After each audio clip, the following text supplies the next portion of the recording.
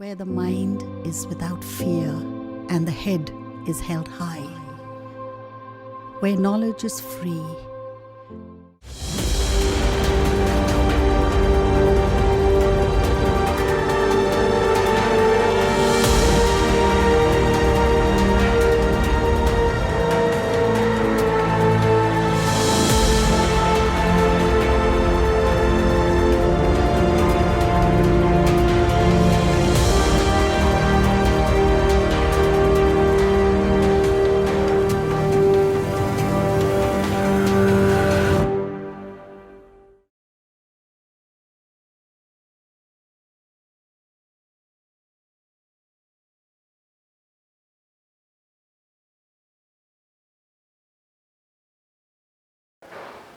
প্রিয় ছাত্রছাত্রীরা, তোমরা প্রত্যেকেই আমার শুভেচ্ছা নিবে।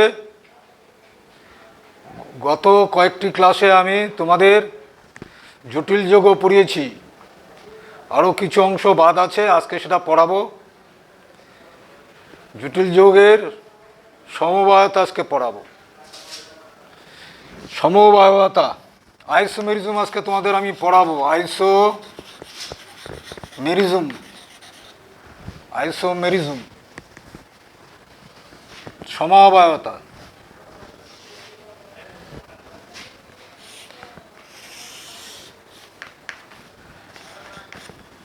এটাকে আমরা দুভাগে ভাগ করছি, স্ট্রাকচারাল আইসোমেরিজম, স্ট্রাকচারাল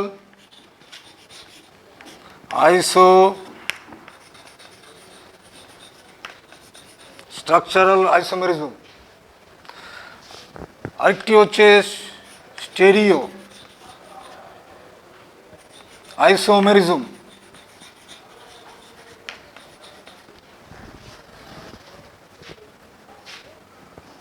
স্ট্রাকচারাল, গঠনগত সমবায়তা, এটা এখন আলোচনা করব। তারপরে আমরা স্টেরিও আইসোমেরিজম আলোচনা করব। এই স্ট্রাকচারাল আইসোমেরিজম আবার কতগুলো ভাগে ভাগ আছে।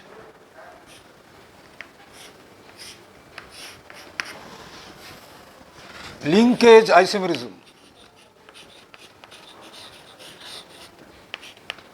লিঙ্কেজ আইসোমেরিজম, আয়োনাইজেশন আইসোমেরিজম,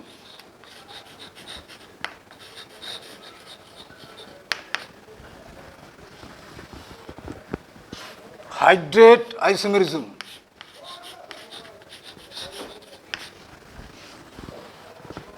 আর হচ্ছে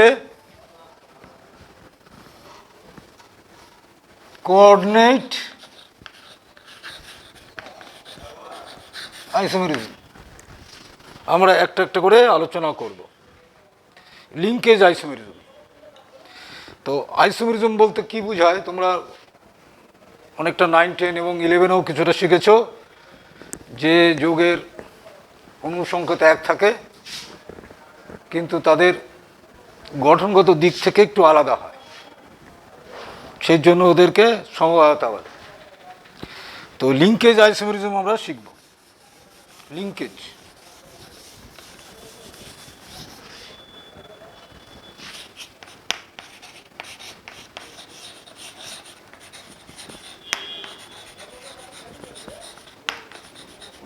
লিঙ্কেজ আইসোমেরিজম।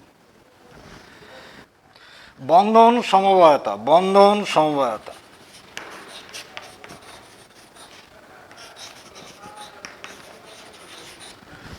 আমরা একটা উদাহরণ নেই,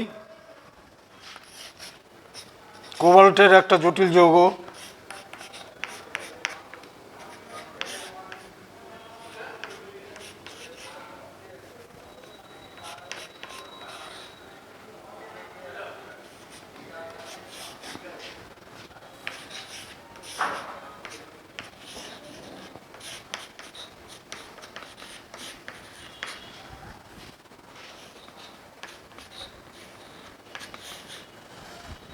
এরা পরস্পর বন্ধন সমবায়তা কেন বলছি? এই যে নাইট্রো গ্রুপ দেখছো তোমরা, নাইট্রো গ্রুপ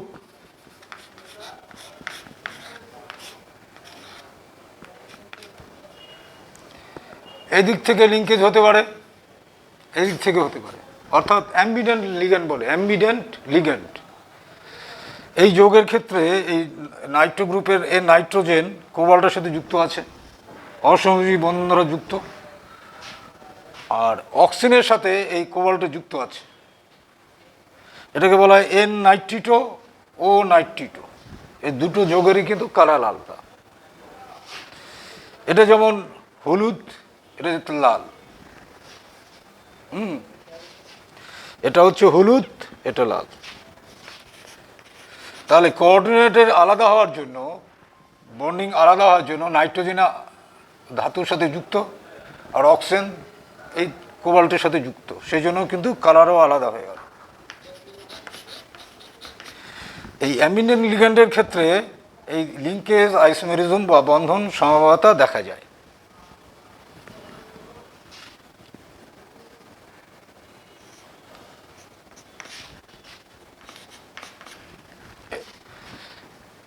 এটা কোবাল্টের একটা কমপ্লেক্স, এটাও একটা কোবাল্টের কমপ্লেক্স। 5টা অ্যামোনিয়া আছে এখানে, এখানে 5টা অ্যামোনিয়া। তাহলে লক্ষ্য রাখতে হবে অ্যামিডেন্ট লিগ্যান্ডের ক্ষেত্রে এই ধরনের লিঙ্কেজ সমবায়তা দেখা যায়। আচ্ছা, দ্বিতীয় প্রকার আমরা আসি।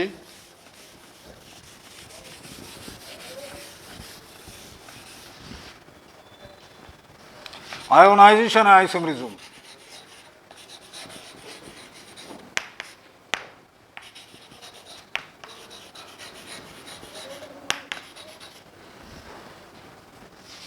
জটিল আয়নগুলো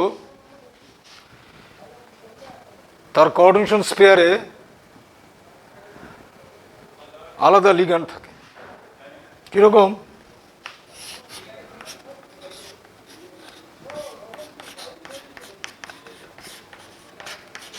এখানে যেমন ব্রোমিন আছে, আয়নাইজ স্পেয়ারে হচ্ছে সালফেট আয়ন আছে।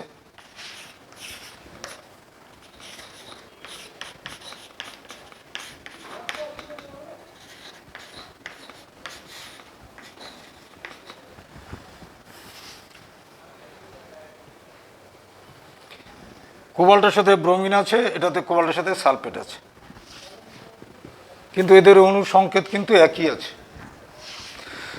এদেরকে যদি এর মধ্যে যদি জল যুক্ত করা হয়, এরা আয়োনাইজেশন এইভাবে হয় এদের, অর্থাৎ ভিন্ন প্রকারের জটিল আয়ন দেয়।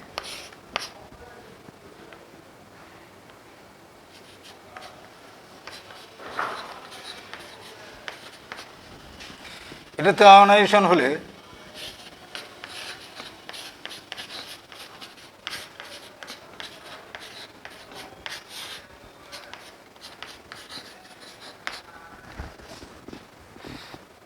এই জটিল যৌগের যদি জলীয় দ্রবণের মধ্যে যদি বেরিয়াম ক্লোরাইড মেশানো হয়, তাহলে এটাতে বেরিয়াম সালফেটের সাদা অধক্ষেপ পাওয়া যাবে। আর এটাতে যদি বেরিয়াম ক্লোরাইড মেশানো হয় তাহলে কিন্তু কোনো রকম অধক্ষেপ পাওয়া যাবে না। কিন্তু সিলভার নাইট্রেট যদি যোগ করা যায় তাহলে সিলভার ব্রোমাইডের সাদা অধক্ষেপ পাওয়া যাবে। সাদা নয়, এটা একটু হালকা হলুদ হয়।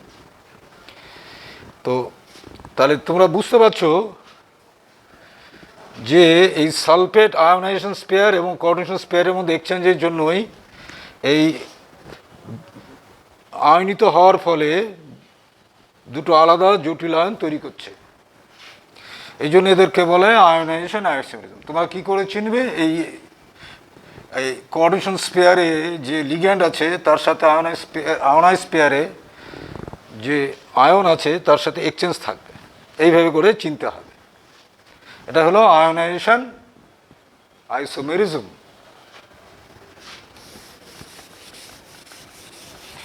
এবার আমরা শিখব কোঅর্ডিনেট আইসোমেরিজম।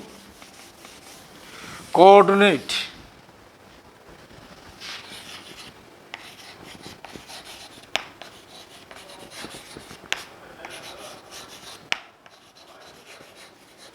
Coordinate isomerism. একটা এক্সাম্পল লিখছি।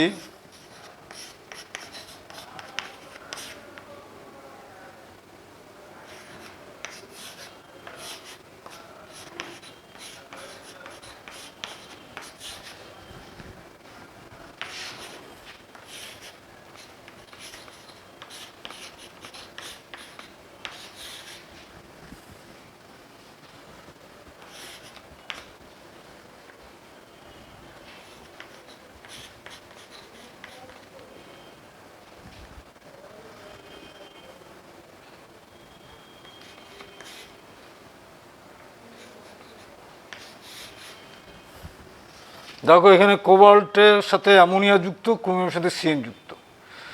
এখানে কোবাল্টের সাথে সিএন যুক্ত এক্সচেঞ্জ করা হয়েছে, এই সিএনটা কোবাল্টের সঙ্গে যুক্ত হচ্ছে, অ্যামোনিয়াটা ক্রোমিয়ামের সাথে যুক্ত হচ্ছে। তো এখানে কোবাল্ট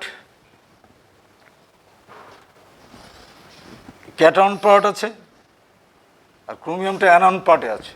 এটা ক্যাটায়নিক কমপ্লেক্স, অ্যানায়নিক কমপ্লেক্স, এই দুটো মিলে হয় কোঅর্ডিনেট আইসোমেরিজম। এই ধরনের সম্ভবত দেখা যাবে এইসব যৌগে। তো এই লিগ্যান্ডের এক্সচেঞ্জ হয়েছে, এর ফলে যে আইসোমেরিজম হয় ওটাকে বলে কোঅর্ডিনেট আইসোমেরিজম। তাহলে আমরা শিখলাম কোঅর্ডিনেট আইসোমেরিজম, লিগ্যান্ডের এক্সচেঞ্জের ফলে এই ধরনের আইসোমেরিজম উৎপন্ন হয়। এবার হচ্ছে হাইড্রেট আইসোমেরিজম।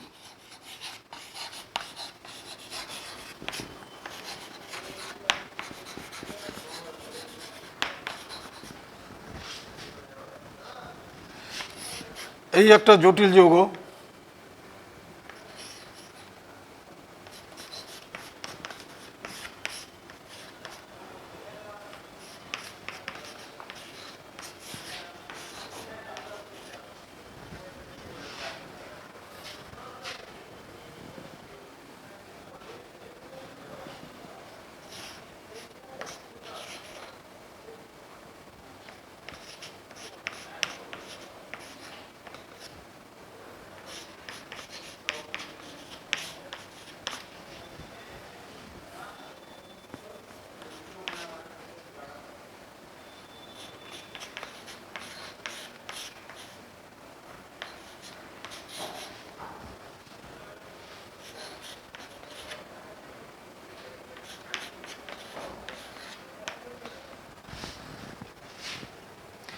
এই কোবাল্টের যে জটিল অংশে, এই ধাতব আয়নের যে জটিল অংশ আছে যেটা কোঅর্ডিনেশন স্পেয়ার বলি, সেখানে দেখা এখনো জল আছে।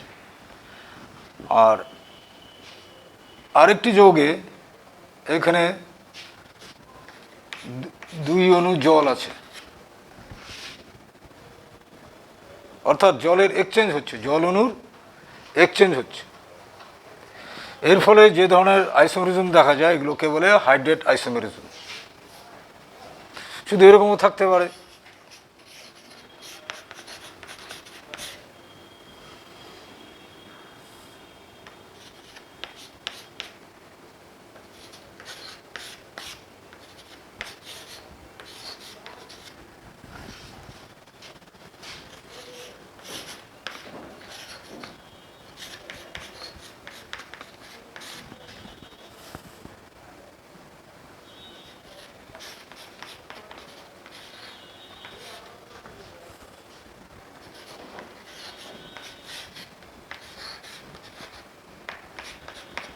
এগুলো অনেক প্রকার আইসোমেরিজম হয়, হাইড্রেট আইসোমেরিজম অনেক রকমের হয়।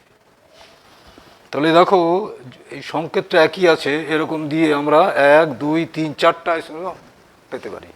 এই যৌগগুলোর প্রত্যেকটার কালার কিন্তু আলাদা, প্রত্যেকটার কালার আলাদা হবে। এগুলো এই হচ্ছে হাইড্রেট আইসোমেরিজম। তাহলে আমরা 4 রকম আইসোমেরিজম শিখলাম। স্ট্রাকচারাল আইসোমেরিজমের মধ্যে পড়লো linkage isomerism, coordinate isomerism, hydrate isomerism, ionization isomerism.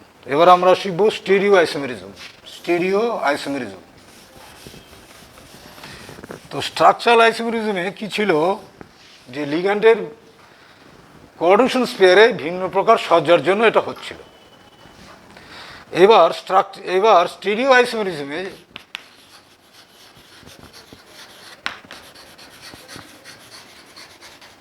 কি কারণে হয় এগুলো? এগুলো হচ্ছে যে যে ধরনের লিগ্যান্ডগুলো থাকছে কোঅর্ডিনেশন স্পেয়ারে, তাদের ত্রিমাত্রিক বিন্যাসের পার্থক্যের জন্য।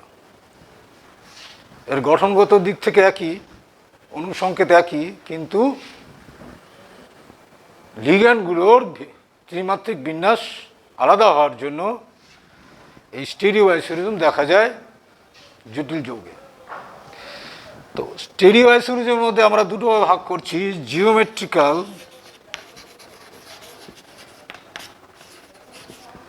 আর ওটা হচ্ছে অপটিক্যাল। দুভাগে ভাগ করছি, জিওমেট্রিক্যাল অ্যান্ড অপটিক্যাল। জিওমেট্রিক্যালের মধ্যে সিস ট্রান্স, এই শব্দটা তোমরা শিখে এসছো, cis and trans, cis trans. আমরা জিওমেট্রিক্যাল আইসোমেরিজম এবার শিখব। জিওমেট্রিক্যাল, জ্যামিতিক সমবায়তা।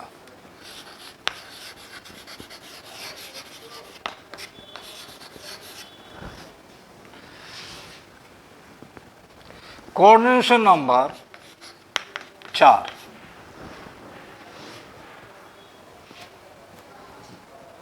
যেমন মনে নিকেল টেট্রাক্লোরাইড আয়ন আছে,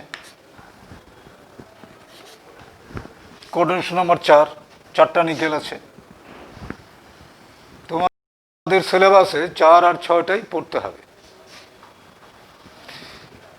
তো কোঅর্ডিনেশন নাম্বার 4-এর মধ্যে দুটো পার্ট হয়, একটা হচ্ছে টেট্রাহেড্রাল হয়, দুই রকম গঠন হয়, টেট্রাহেড্রাল জ্যামিতিক গঠন, আর একটা হচ্ছে স্কোয়ার প্ল্যানার।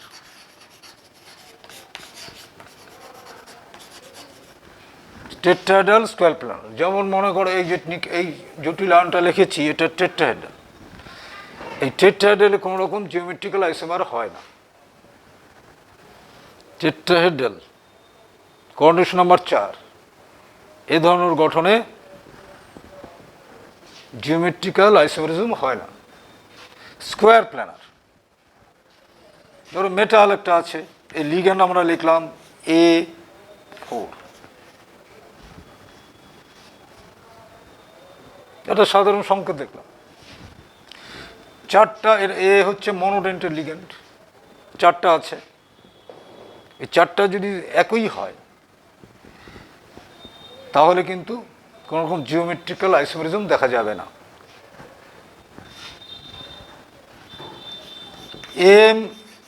A3B, এও মনোডেন্টেড, বিও মনোডেন্টেড, এ 3খানা, বি একটা।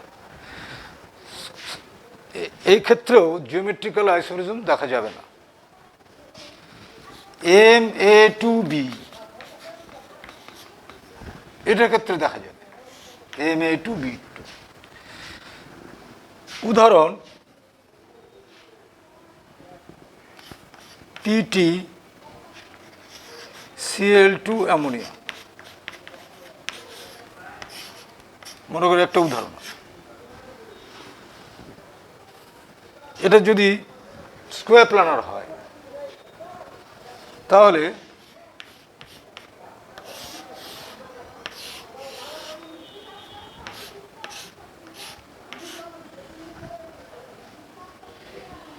দুটো লিগ্যান্ড একই দিকে আছে, একই পার্শ্বে অবস্থান, তাহলে বলবো আমরা এটা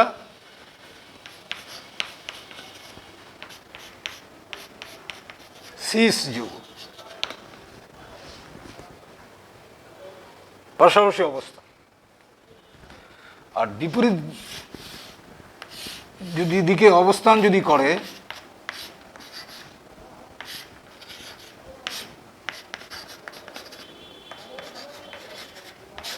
তাহলে বলবো ট্রান্স। অর্থাৎ এই পজিশন আর এই পজিশনের সাথে সাপেক্ষে, এই পজিশনের সাপেক্ষে এটা, এগুলোকে বলে সিস পজিশন। আর বিপরীত দিকে এগুলো হচ্ছে ট্রান্স পজিশন। তাহলে স্কোয়ার প্ল্যানারে আমরা MA2B2 ক্ষেত্রে আমরা জ্যামিতিক সমতা দেখব। আবার এরকম হতে পারে MAA, এটা একটা বাইডেন্টেড লিগ্যান্ড, এটাও একটা বাইডেন্টেড লিগ্যান্ড, তাহলে এদের ক্ষেত্রেও কিন্তু এরকম গঠন হবে। তাহলে তোমরা এবার দেখো যে সিস ট্রান্স হয় কিনা।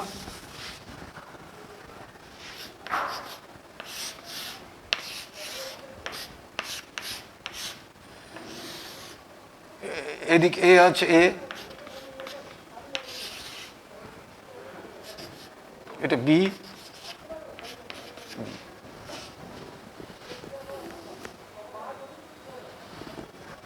এ এ, তাহলে এক্ষেত্রে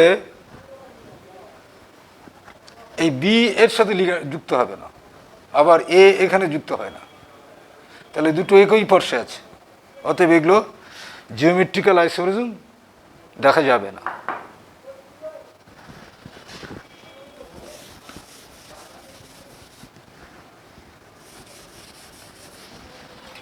আবার M A B C D চারটা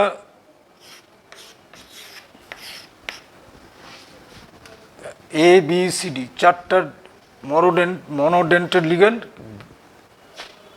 ভিন্ন প্রকারের। এক্ষেত্রে তোমরা যদি বাড়িতে আঁকো তাহলে দেখতে পাবা থ্রি জিওমেট্রিক্যাল আইসোমার, তিনটে আইসোমার পাওয়া যাবে, তিনটে আইসোমার এটার ক্ষেত্রে পাওয়া যাবে। এবার আমরা শিখব কোঅর্ডিনেশন নাম্বার 6, অক্টাহেড্রাল।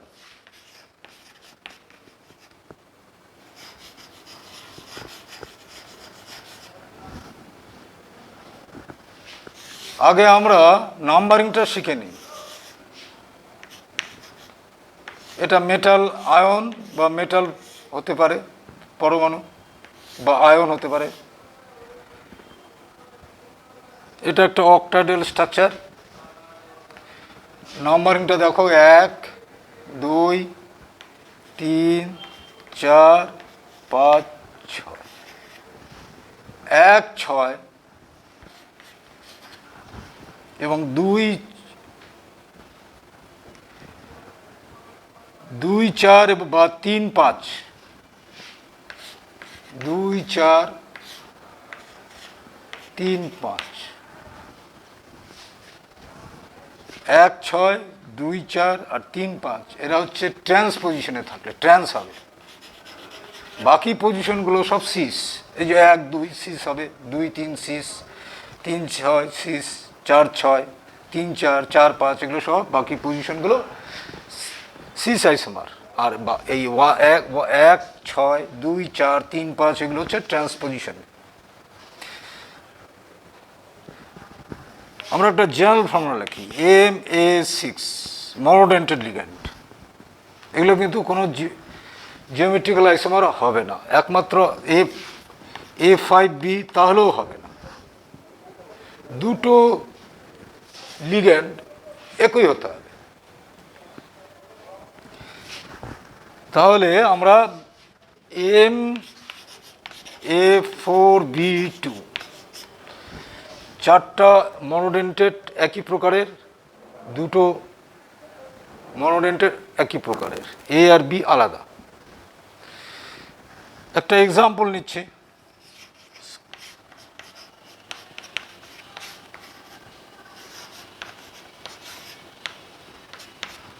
এই জটিলা, এর জ্যামিতিক গঠনটা কীরকম দেখো।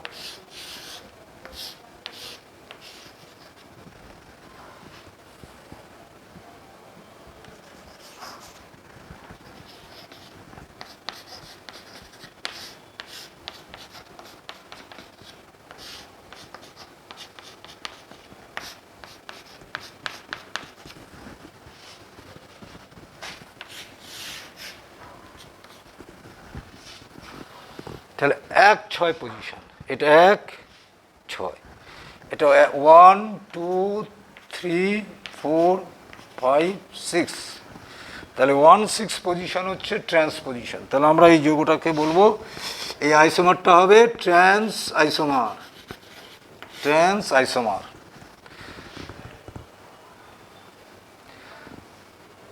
তারপরে যদি নামকরণ করতে বলে এই ট্রান্স লেখার পর নামকরণ করবে। তাহলে নামকরণটা কীরকম হবে? ট্রান্স লেখার পর তোমরা লিখবে টেট্রাঅ্যামিন ডাইক্লোরিডো, এটা ক্যাটায়ন অংশে কোবাল্ট আছে, তো কোবাল্ট আয়ন, কোবাল্ট জার্ম সংখ্যা 3 আয়ন লিখবে। আচ্ছা, সিস পজিশন, এবার সিস পজিশনটা কীরকম হবে?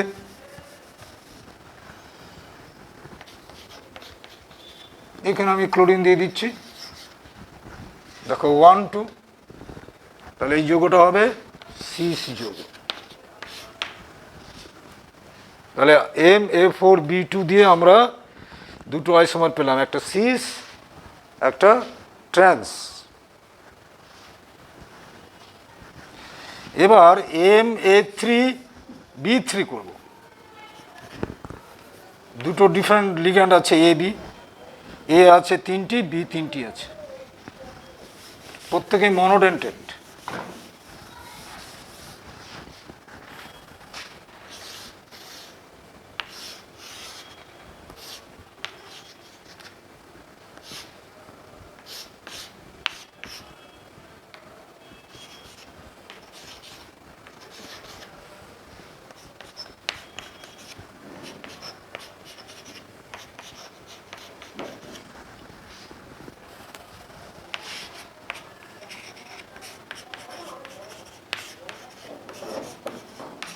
এই একটা জটিল যৌগ,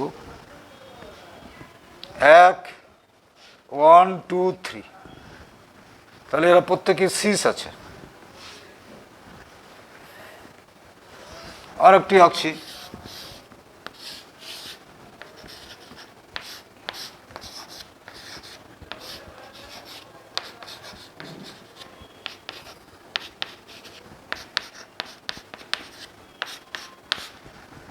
আর এক প্রকার গঠন দেখো, এটা তো এটা এ রেসপেক্টেড সিস, এটা সিস। এখানে দেখো এটা সিস আছে, আবার 1,6 ট্রান্স আছে। তাহলে একটা আয়নের মধ্যে সিসও হচ্ছে ট্রান্সও হচ্ছে, সেক্ষেত্রে এই নামকরণ করা খুব ডিফিকাল্ট হয়ে যাচ্ছে। সেই জন্য বিজ্ঞানীরা এটাকে নামকরণ দিয়েছে ফেসিয়াল, আর এটাকে নামকরণ দিয়েছে মেরিডিওনাল। ফেসিয়াল মেরিডিওনিয়াল আইসোমার, অনেক সময় এটাকে একই প্লেন দিয়ে হিসেবে করা হয়। তোমরা এইভাবে করেই মনে রাখবে, তাহলে মনে রাখতে সুবিধা হবে তোমাদের। ফেসিয়াল মেরিডিও কাদের ক্ষেত্রে? MA3B3 এই ধরনের লিগ্যান্ড যদি হয়, A3B3,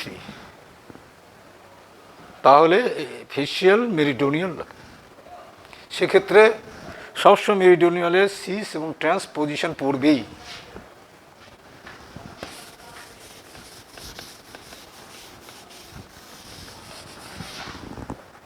এবার আমরা বাইডেন্টেড লিগ্যান্ডের ক্ষেত্রে আসব। MAA2B2 এই ধরনের বাইডেন্টেড লিগ্যান্ড, এই যে দুটো বাইডেন্টেড লিগ্যান্ড আছে। যেমন মনে করো, একটা এক্সাম্পল দিচ্ছি,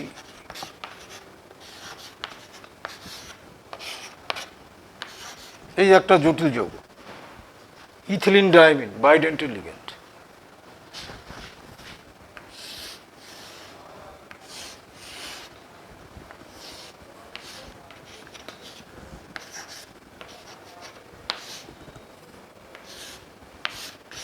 ইথিলিন ডাইমিন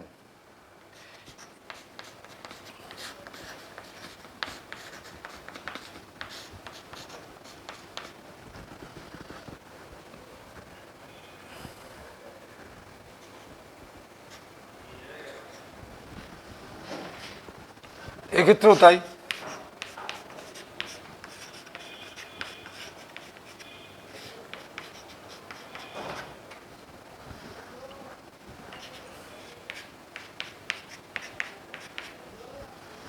তাহলে 1,6 পজিশনটা হচ্ছে ট্রান্স পজিশন, তাহলে এই যৌগটা হচ্ছে ট্রান্স আইসোমার। তাহলে সিস আইসোমারটা কিরকম হবে?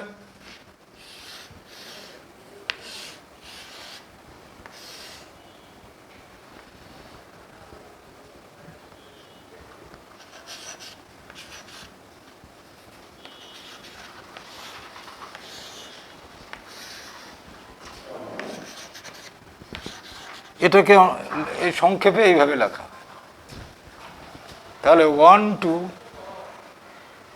3 6 অথবা 4 5 এটা সিস পজিশন, অতএব এই যৌগটা হচ্ছে সিস আইসোমার।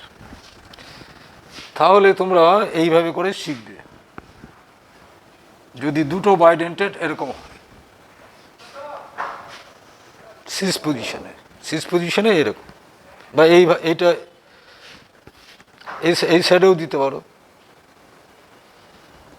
তাহলে ট্রান্স হবে। বা এটা যদি তোমার মনে করো এটা এই সাইডে যদি দাও, তাহলে ক্লোরিনটা অপোজিট সাইডে পড়বে, তখন এটা ট্রান্স হয়ে যাবে।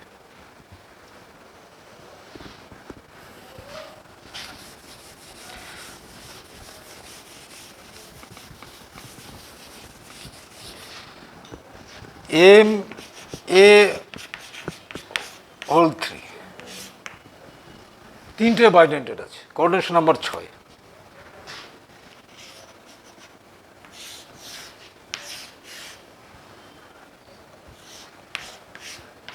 ছবিটা কিরকম হবে দেখো, বাইডেন্টেড ধরো কোবাল্ট,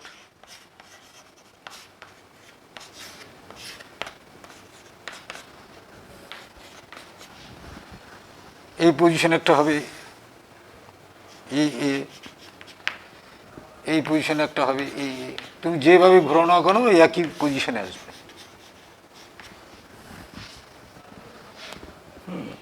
এগুলোর ক্ষেত্রে সিস্টেন্স হবে না।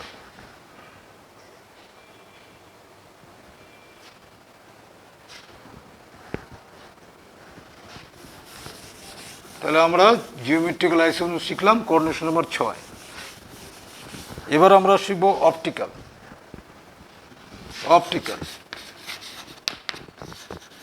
আইসোমেরিজম।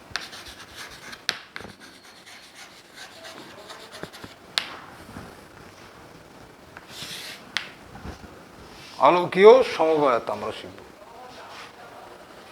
ক্লাস 11-এ তোমাদের জৈব যৌগের মধ্যে এই অপটিক্যাল আইসোমেরিজম সংক্রান্ত শিখেছ।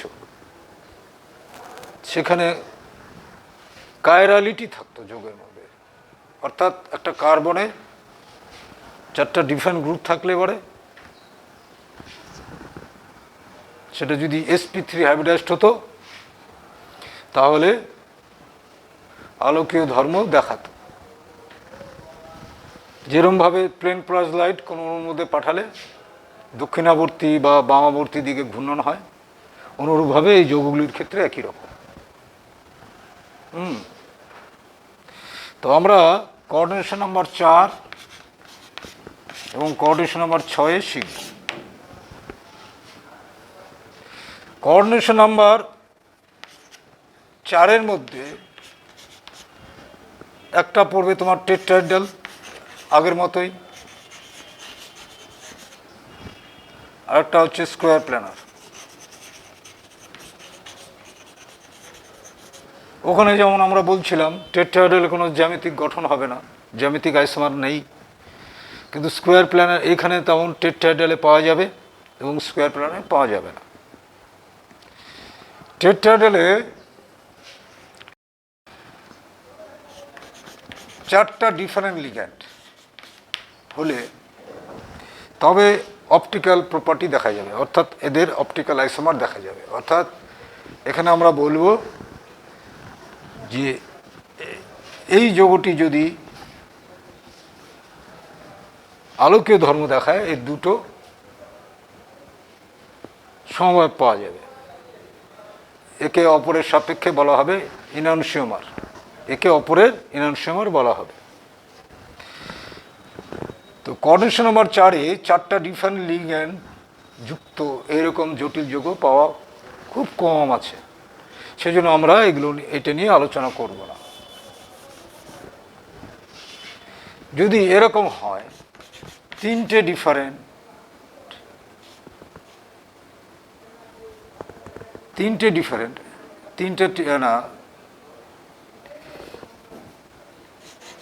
3টে একই প্রকার, একটা ডিফারেন্ট, তাহলেও কিন্তু অপটিক্যাল আইসোমেরিজম শো করবে না। এবার আমরা আসবো স্কোয়ার প্ল্যানারে। স্কোয়ার প্ল্যানারে যেহেতু এটা প্ল্যানার মলিকুল, সেজন্য এদের অপটিক্যাল আইসোমেরিজম হয় না।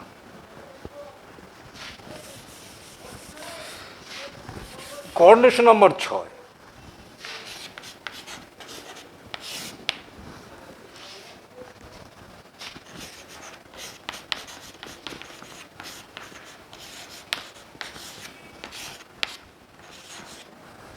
এই জটিল অংশটি এর আগে একটু আগে আমি পড়ালাম সিস ট্রান্স,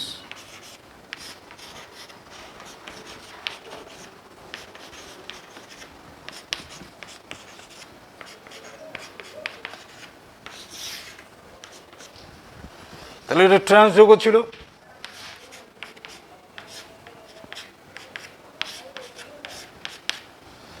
এর যদি মিরর ইমেজ নেওয়া যায়, সেই মিরর ইমেজটি এর উপর সুপারইম্পোজ হবে, অর্থাৎ ট্রান্স আইসোমারগুলো অপটিক্যালি ইনঅ্যাক্টিভ।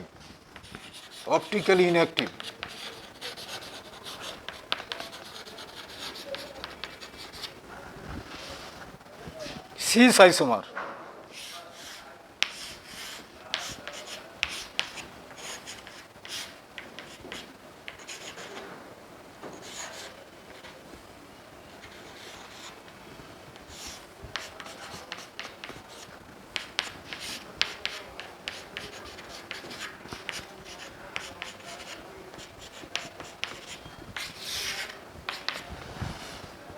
এর মিরর ইমেজ নিলে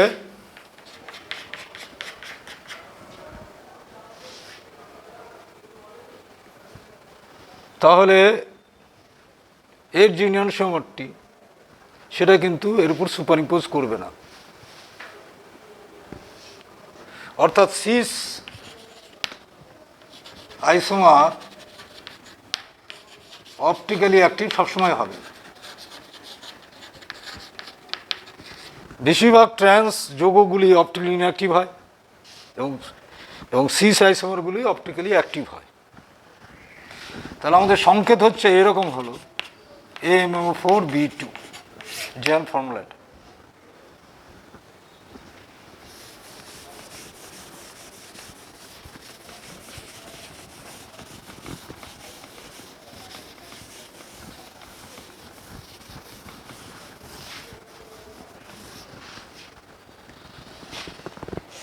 MAA2B2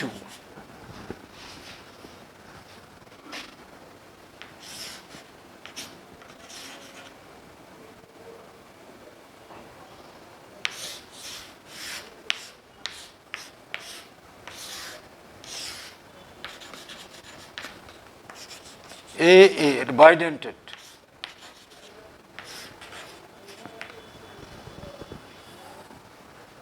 এরকম গঠন আছে। এম কোবাল্ট নিয়েছি, সেটা মনে করো জেন ফর্মুলা এম।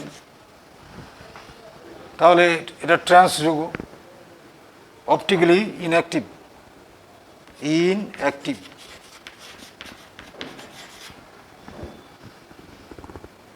সিস যৌগ এরকম হবে, এটা ট্রান্স।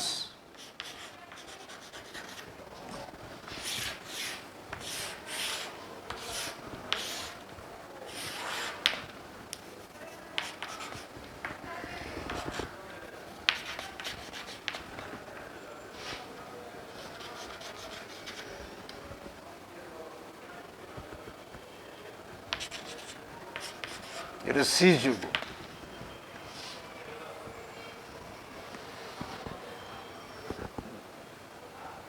তাহলে এটা কিন্তু অপটিক্যালি অ্যাক্টিভ হবে, সি যৌগ optically active.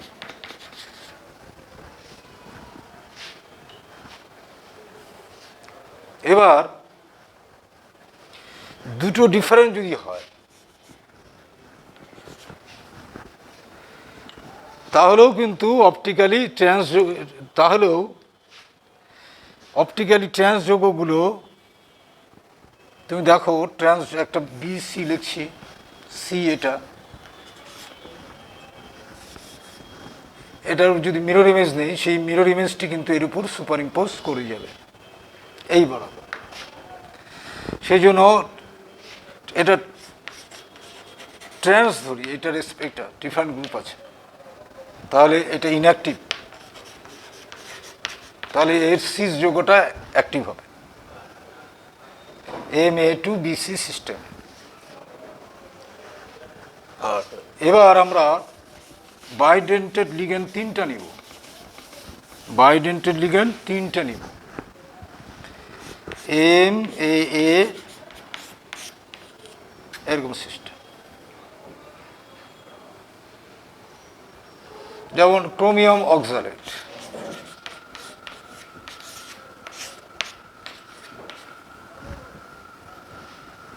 বাইডেন্টেড ligand oxalate.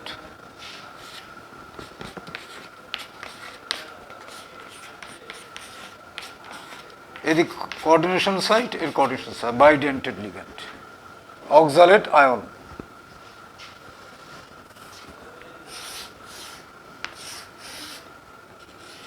Cobalt ion,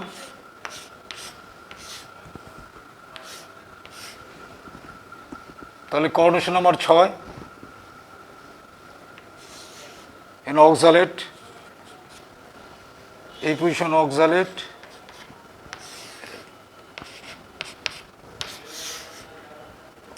cobalt chromium. তাহলে এরা সবসময় অপটিক্যালি অ্যাক্টিভ, এরা সবসময়, কারণ এর সিস্টেন্স নেই, এরা সবসময় অপটিক্যালি অ্যাক্টিভ, অপটিক্যালি অ্যাক্টিভ।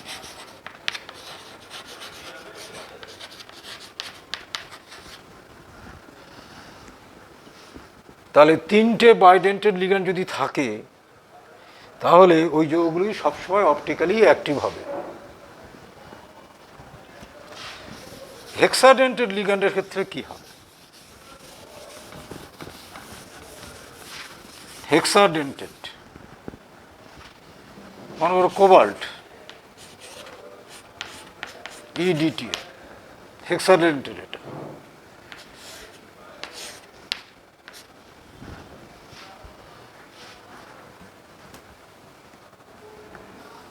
গঠনটা এরকম,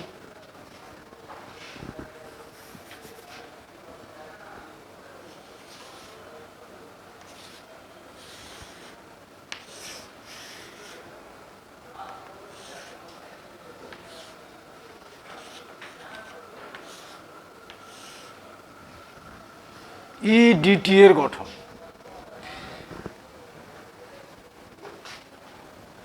EDTA ethylene diamine tetraacetate anion.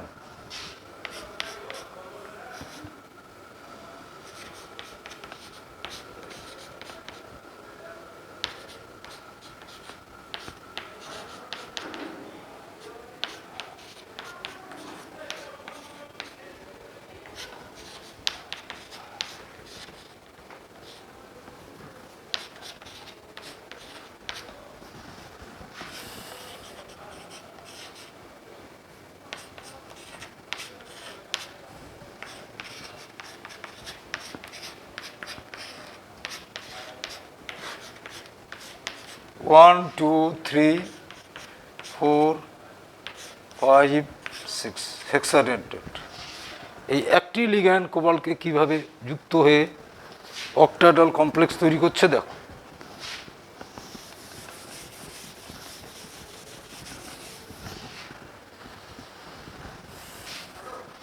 এখানে নাইট্রোজেন, এটি ইথিলিন ডায়ামিনের,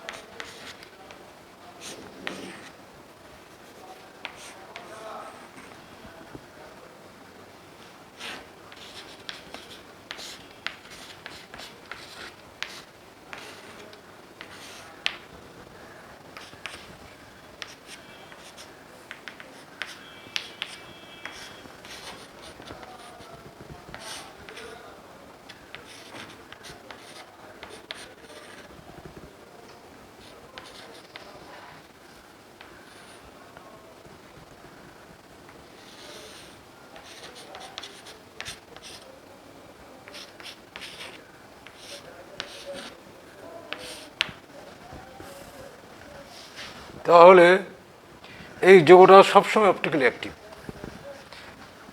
অপটিক্যালি অ্যাক্টিভ হবে, এটা অলওয়েজ অপটিক্যালি অ্যাক্টিভ। তাহলে হেক্সাডেন্টের যদি লিগ্যান্ড নেওয়া যায় তাহলে যৌগগুলো অপটিক্যালি অ্যাক্টিভ দেখাবে।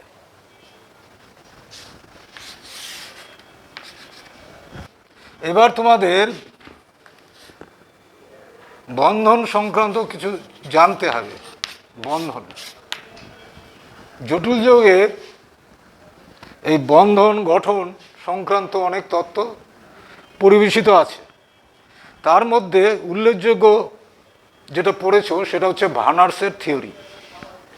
এই ভার্নার্সের থিওরিতে সঠিকভাবে বন্ধন গঠন, চৌম্বক ধর্ম, আলোকীয় ধর্ম এগুলো দিয়ে কিন্তু ব্যাখ্যা করা যাচ্ছে না। এগুলোকে ব্যাখ্যা করার জন্য কতগুলো তত্ত্ব দেওয়া আছে, বিভিন্ন বিজ্ঞানীরা এগুলো দিয়েছে। 1 নম্বর ভ্যালেন্স বন্ড থিওরি, 2 নম্বর ক্রিস্টাল ফিল্ড থিওরি, 3 নম্বর adjusted crystal field theory,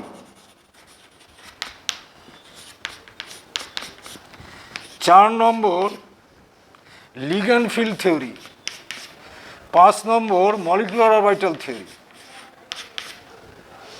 valence bond theory, crystal field theory, adjusted crystal field theory, ligand field theory, molecular orbital theory. এর মধ্যে তোমাদের এই দুটো থিওরি সিলেবাসের অন্তর্গত, উঁচু ক্লাস এগুলো তোমরা পড়বে। আমরা এখন ভ্যালেন্স বন্ড থিওরি, লিনাস পাউলিংয়ের valence bond theory, Linus Pauling, সেখানে কতগুলো কথা বলা আছে ওগুলো আগে জানতে হবে তোমাদের। 1 নম্বর হচ্ছে ধাতব পরমাণু, বিশেষ করে তোমরা যে সিলেবাসে আছে সন্ধিগত মৌল, সন্ধিগত মৌলের মধ্যে 3D যে পার্টটা আছে সেটা একটু ভালো করে জানতে হবে, তাহলে পরেরগুলো ভালো করে জানবে। তো এইখানে অসমযোজী বন্ধনের কথা বলা আছে, অসমযোজী বন্ধন অর্থাৎ কোঅর্ডিনেট কোভ্যালেন্ট বন্ড। কীরকম? ধাতব পরমাণুর ফাঁকা কক্ষক থাকবে এবং লিগ্যান্ডের পূর্ণ কক্ষকের যে ইলেকট্রন, সেই ইলেকট্রনগুলো ধাতব পরমাণুর ফাঁকা কক্ষককে দান করবে এবং বন্ধন তৈরি করবে। সেই বন্ধনটা হবে অসমযোজী বন্ধন। অর্থাৎ ধাতব পরমাণুর ফাঁকা কক্ষক, মনে করে এটা ফাঁকা কক্ষক ধাতব পরমাণু, লিগ্যান্ডের পূর্ণ কক্ষক অভিলেপিত হবে, অভিলেপন, ওভারল্যাপ। অর্থাৎ ligand to metal coordinate bond, এটাকে বলা হবে সিগমা বন্ড। ফাঁকা কক্ষক থাকতে হবে। ফাঁকা কক্ষকগুলি যেমন মনে করো সন্ধিগত মৌলের ক্ষেত্রে 3Dর ক্ষেত্রে 3D 4s 4p বা 4s 4p 3D, এই ফাঁকা কক্ষগুলি নিজেদের মধ্যে সংক্রায়িত হবে, হাইব্রিডাইজেশন হবে এবং হাইব্রিডাইজেশনের ফলে এরা একটা নির্দিষ্ট জ্যামিতিক গঠন পাবে। এই হাইব্রিডাইজড কক্ষকের সংখ্যাই হলো জটিল যৌগের ধাতব আয়নের কোঅর্ডিনেশন সংখ্যা, কোঅর্ডিনেশন নাম্বার।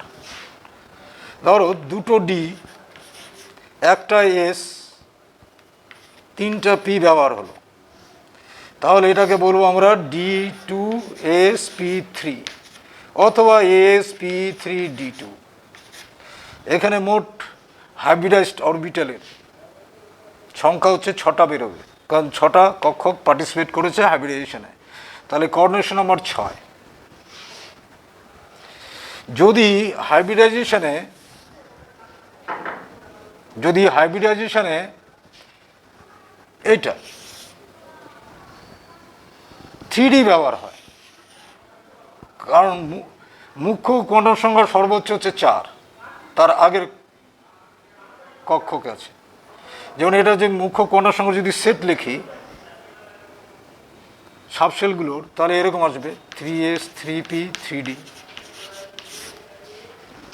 আর মুখ্য কোয়ান্টাম সংখ্যা যদি 4 লিখি তাহলে 4s 4p 4d।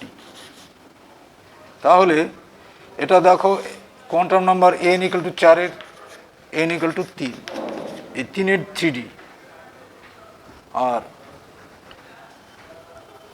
এটা 4D। তাহলে এই 4D হচ্ছে n এর ভ্যালু 4, তার 4D।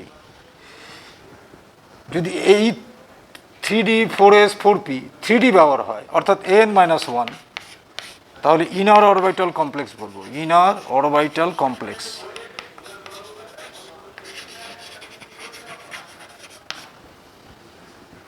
আর যদি 4D ব্যবহার হয়, অর্থাৎ ND, তাহলে আউটার অরবিটাল কমপ্লেক্স বলা হয়।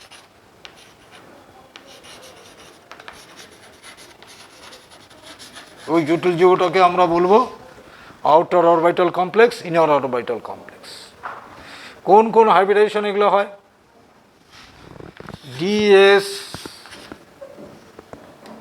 DsP2 এরকম হতে পারে, DsP3, D2sP3, sp3d2,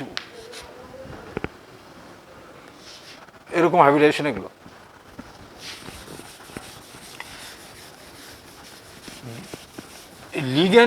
লিগ্যান্ডের প্রভাবে যদি লিগ্যান্ডগুলো স্ট্রং হয়,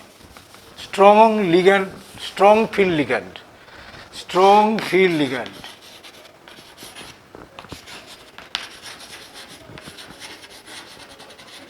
যেমন CN, Nitro,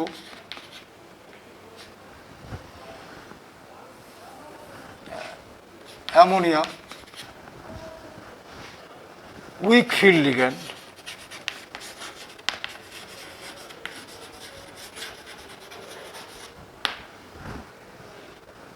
oxalate ion, water ইত্যাদি, হ্যালাইড আয়ন, এদের প্রভাবে ধাতব পরমাণু বা পরমাণুর আয়নে যে ডিতে ইলেকট্রন থাকে বা এসে থাকে, যদি অযুগ্ম থাকে, স্ট্রং ফিল্ড লিগ্যান্ডের প্রভাবে জোটবদ্ধ হবে, আর উইক ফিল্ড লিগ্যান্ডে অযুগ্ম অবস্থায় থাকবে। তাহলে মোটামুটি আমরা ভ্যালেন্স বন্ড থিওরিতে কিছু তত্ত্ব শিখলাম। আরেকটা কথা হচ্ছে, যদি অযুগ্ম ইলেকট্রন থাকে তাহলে তুমি ম্যাগনেটিক মোমেন্ট এইভাবে ক্যালকুলেট করবে।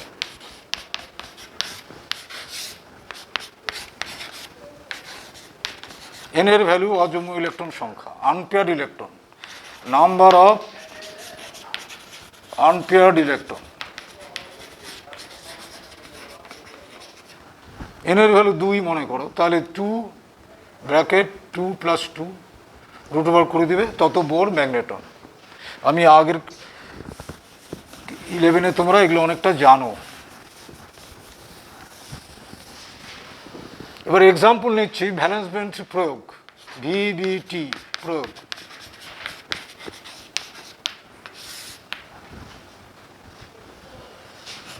নিকেল টেট্রাসায়ানিডো আয়ন, নিকেলেট, এই একটা নিকেলেট আয়ন, অর্থাৎ টেট্রাসায়ানিডো নিকেলেট আয়ন। নিকেলের পরমাণুর বিন্যাস, nickel atomic number 28, argon 3d8 4s2। তাহলে নিকেল আয়ন, এর অক্সিডেশন নাম্বার হচ্ছে 2 আছে, নিকেলের অক্সিডেশন নাম্বার হচ্ছে 2। তাহলে বিন্যাসটা কীরকম হবে? 3d8 4s0 4p0। তাহলে আমরা বক্স হিসাবে এগুলো অরবিটালগুলো লিখছি।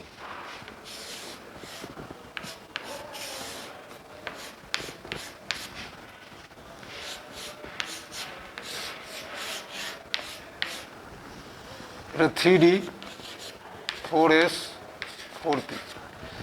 3dতে 8টা ইলেকট্রন আছে,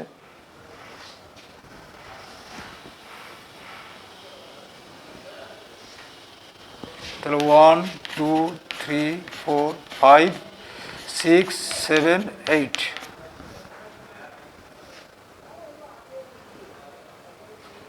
তা আমরা বলেছি যে সায়ানাইড আয়ন এটা স্ট্রং ফিল্ড লিগ্যান্ড, অযুগ্ম ইলেকট্রন আছে থ্রিডিতে, জোটবদ্ধ করে দেবে, তার মানে এই ইলেকট্রনটা জোটবদ্ধ হয়ে যাবে, তার মানে এই ইলেকট্রনটা আমি জোটবদ্ধ করে দিচ্ছি। তাহলে ফাঁকা কক্ষক কী কী দাঁড়ালো? ডি একটা, এটা ডি, একটা এস, পি, পিতে কটা লাগবে আমার? কোঅর্ডিনেশন নাম্বার হচ্ছে 4, তাহলে ডি এস পি টু এই পর্যন্ত সংক্রায়িত হবে। অর্থাৎ সমশক্তি সংক্রায়িত হলে হয় কি, এই অরবিটালগুলো হাইব্রিডাইজড অরবিটালে কনভার্ট হয় এবং প্রত্যেকের শক্তি একই থাকে, সমশক্তি সম্পন্ন। তাহলে 1 2 3 4, চারটা হাইব্রিডাইজড অরবিটাল, তার নাম হবে DsP2, চারটি সমশক্তি সম্পন্ন চারটি হাইব্রিডাইজড অরবিটাল তৈরি হবে। এই হাইব্রিডাইজড অরবিটালগুলিতে এই সায়ানাইড Cn এক জোড়া ইলেকট্রন এখানে কোঅর্ডিনেট করবে, Cn এক জোড়া ইলেকট্রন কোঅর্ডিনেট করবে করে অসমযোজী বন্ধন তৈরি করবে চারটি। তাহলে DsP2 হাইব্রিডাইজড জিওমেট্রিক কীরকম হবে? জিওমেট্রিক স্ট্রাকচারটা কীরকম? জ্যামিতিক গঠনটা হচ্ছে এইরকম।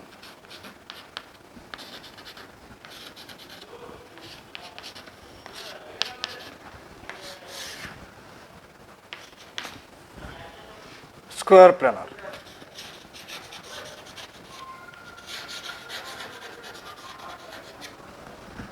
এখানে 1 2 3 4 জোড়া পেয়ার্ড ইলেকট্রন, অর্থাৎ এটাকে বলবো আমরা এই কমপ্লেক্সটা ডায়াম্যাগনেটিক। মিউ এর ভ্যালু 0। যদি ক্লোরাইড আয়ন নেই, চারটা অক্সিজেন, তাহলে অক্সিজেন স্টেট একই থাকছে। তাহলে অযুগ্ম ইলেকট্রনগুলো এক্ষেত্রে 8টা ছিল, মনে করো এখানে 1 2 3 4 5 6 7 8, 8টা, 3Dতে 8টা ইলেকট্রন। ক্লোরাইড আয়ন হচ্ছে Cl minus, week field ligand, এটা হচ্ছে উইক ফিল্ড লিগ্যান্ড। অযুগ্ম ইলেকট্রন থাকলে অযুগ্ম অবস্থাতেই থাকবে। তাহলে এখানে অযুগ্ম ইলেকট্রন কটা আছে? দুটো, এই দুটো এই অবস্থায় থাকবে। তাহলে কটা কক্ষক এই ধাতব আয়নটা ব্যবহার করবে? চারটাই ব্যবহার করবে। চারটা মানে একটা এস, 3টা পি ব্যবহার হবে, 3টা পি, 3টা পি, এস 3টা পি। তাহলে এর হাইব্রিডাইজড অরবিটাল কীরকম? sp3 হাইব্রিডাইজড, চারটাই হবে। এই চারটা হাইব্রিডাইজড অরবিটালের জিওমেট্রিটা কীরকম হবে? Tetrahedral, tetrahedral.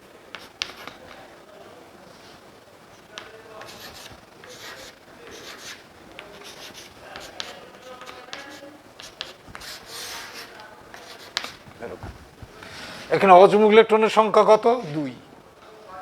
তাহলে এটা প্যারাম্যাগনেটিক হবে, প্যারাম্যাগনেটিক, প্যারাম্যাগনেটিক।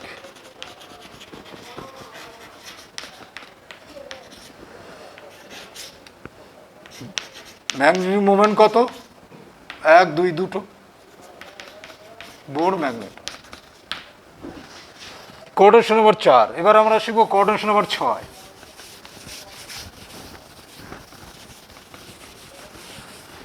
কোঅর্ডিনেশন নাম্বার 6 একটা এক্সাম্পল নিচ্ছি, কোবাল্ট, হেক্সামিন কোবাল্ট আয়ন। তাহলে কোবাল্টের অ্যাটমিক নাম্বার 27, ইলেকট্রনিক কনফিগারেশন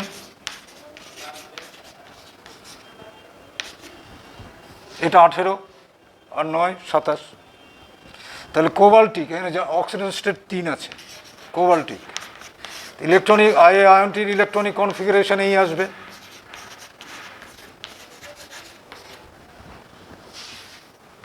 তাহলে আমরা বক্স ডায়াগ্রামে নিই এইটুকু অংশ, 5টা ডি,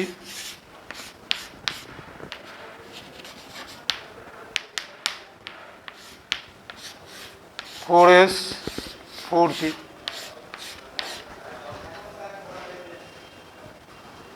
তাহলে এই বিন্যাসটা কীরকম হবে?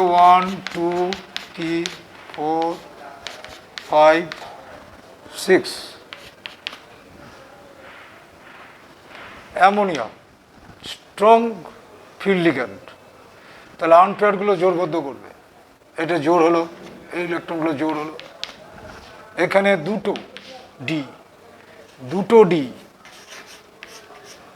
এস একটা, পি তিনটে, দুটো ডি একটা এস তিনটা পি, এরা সংক্রায়িত হবে, অর্থাৎ দাঁড়াবে D2sp3 অক্টাহেড্রাল। এই ডি হচ্ছে 3D, তাহলে এই কমপ্লেক্সটাকে বলবো ইনার অরবিটাল কমপ্লেক্স।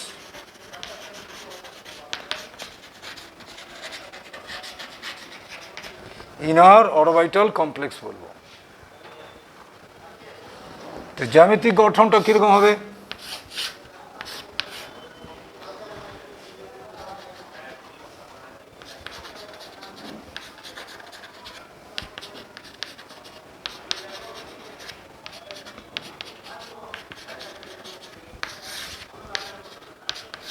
এরকম আসবে। ডায়াম্যাগনেটিক, আনপেয়ার ইলেকট্রন নাই, ডায়াম্যাগনেটিক, ম্যাগনেটিক মোমেন্ট 0 বেরোবে। এবার কোঅর্ডিনেশন নাম্বার 6ই থাকবে উইক ফিল্ড নেব, ফ্লোরিডো আয়ন।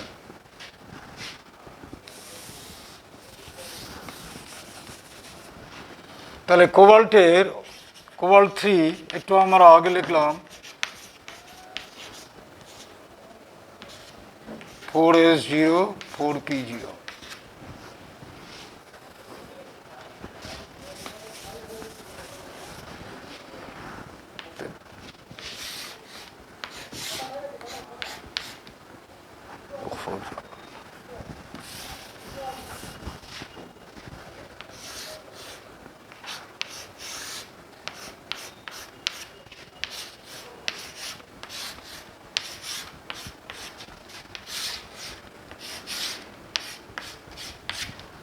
এটা 3D, 4s 4p 4d। 3Dতে 6টা ইলেকট্রন আছে, 1 2 3 4 5 6। 4s-এ নেই, 4p-তে নেই, 4d-তে নেই। এটা হচ্ছে উইক ফিল্ড লিগ্যান্ড।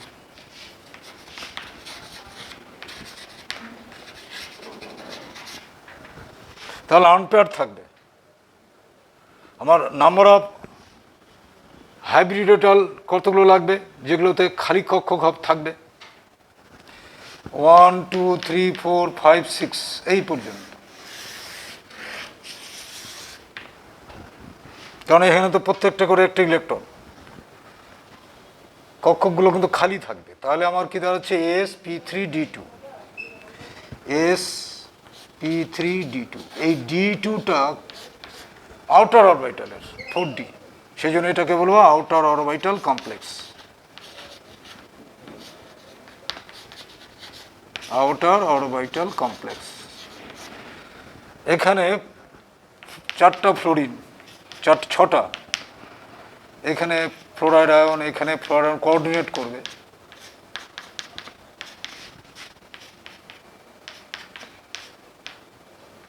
অর্থাৎ আমরা যদি হাইব্রিডাইজড কক্ষগুলো লিখি সমশক্তি সম্পন্ন, এরকম 6টা লিখতে হবে। 1 2 3 4 5 6, প্রত্যেকটা ফ্লোরাইড আয়ন হাইব্রিডাইজড কক্ষগুলো সমশক্তি সম্পন্ন।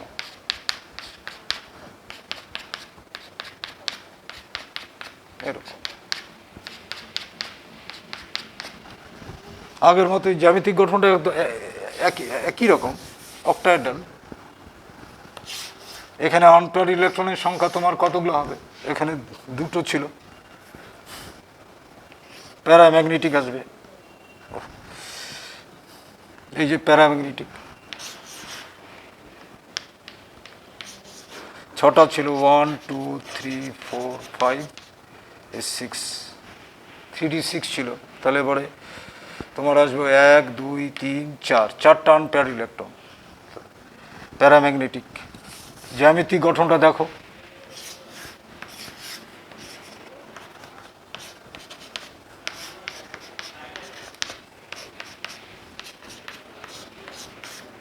এরকম গঠন।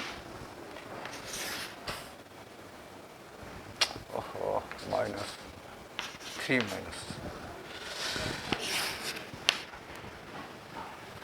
তাহলে এই হচ্ছে COF6 এর গঠন আসবে। এটা কি ধরনের কমপ্লেক্স? Outer orbital complex. তাহলে এই গেল তোমাদের ভ্যালেন্স বন্ড থিওরি। এর পরের সপ্তাহে তোমাদের আমরা ক্রিস্টাল ফিল্ড থিওরি শেখাবো। ক্রিস্টাল ফিল্ড থিওরি আজকে এই পর্যন্ত থাকলো। বাড়িতে ভালোভাবে পড়াশোনা করো।